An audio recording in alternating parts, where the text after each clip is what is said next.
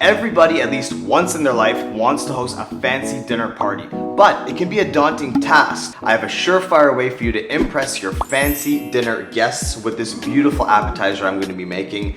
Steak tartare is a raw steak dish, but do not freak out. This is one of the most popular dishes in the world. I'm inspired to do this. I was just in France a few months ago and I had many different variations of it. This is a fantastic dish. I insist you try it at home. Now, everything on this board you can purchase for under $40.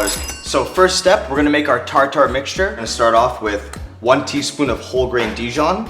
I'm gonna use probably half a shallot chop. I have some finely diced cornichons, which are like gherkins, little pickles. I'm gonna put in a nice tablespoon. You know what, I love these, so we're gonna put a little bit more. And then I have some capers over here, and what we're gonna do is we're just gonna roughly chop them up. This will help them disperse their flavor. To this mixture, I'm gonna season it with salt, a little bit of black pepper,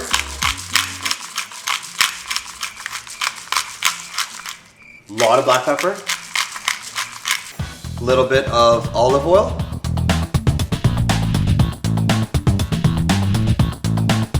it's time to slice our meat, and a little tip, it's always best, I find, to place the meat into the freezer for about 20-25 minutes. It'll firm up the flesh, it'll help you get nice cubes. I do want it a little bit finer than this, so what I'm gonna do is cut this in half. Next, we're gonna tackle our ribeye. Now, when you get your ribeye, it will be surrounded by what we call the cap. I'm gonna cut along that natural line here. The cap is, I'm not gonna lie, my favorite part of the meat, and I'm gonna save that for myself. You don't want any fat in your tartare, so I'm just gonna go along and carefully, without removing any of the red actual meat, trim off any of this fat that you see. And there, we have a nice piece of clean meat that we're gonna use.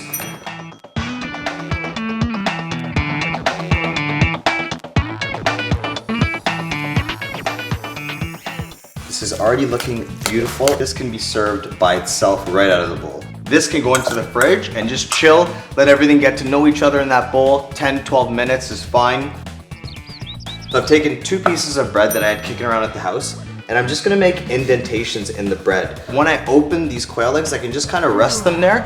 This method allows you to cook all your eggs at the exact same time.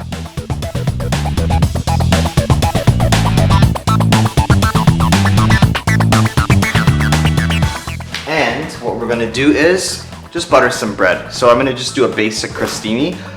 Important that we get both sides as well. Again, this is luxurious. This is not a dish that, you know, you're kind of counting calories with. I have my pieces of bread that are buttered, and I have my quail eggs. Let's get cooking. Okay, now is a fun time. I get to lay down the eggs into my preheated pan.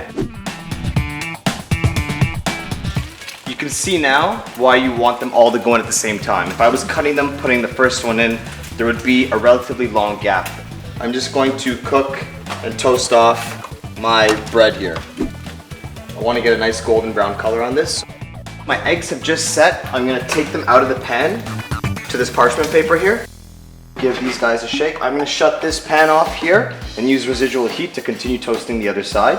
And here are my gorgeous quail eggs. I'm just going to take them, transfer them onto my board. I'm using a disposable shot glass here. A big part of serving fancy food is putting the time and effort into presenting it and making it look good. It's now time to assemble and plate. I'm gonna pick up my bread, still soft in the middle, my finger can still go through. Nobody wants a super hard crostini, but you want the hard corners, that's key. First thing I'm gonna do is take some of our foie gras and truffle mixture. With the spoons, I'm gonna lay in a nice half teaspoon of this mixture at the bottom. Some people may not want the bread. We have our beautiful tartare. I'm gonna lay down a little bit onto our crostini. For our carb watchers, we are going to add in the tartare into our cute little spoons.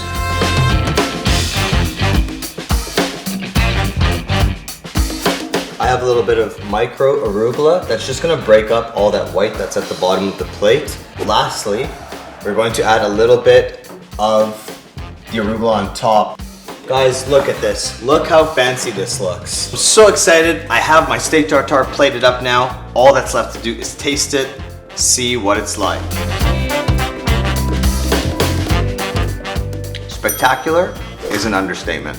It looks expensive, it tastes expensive, but it's not expensive to buy or make. This is a dish that is gonna impress the hell out of your fancy pants dinner party guests.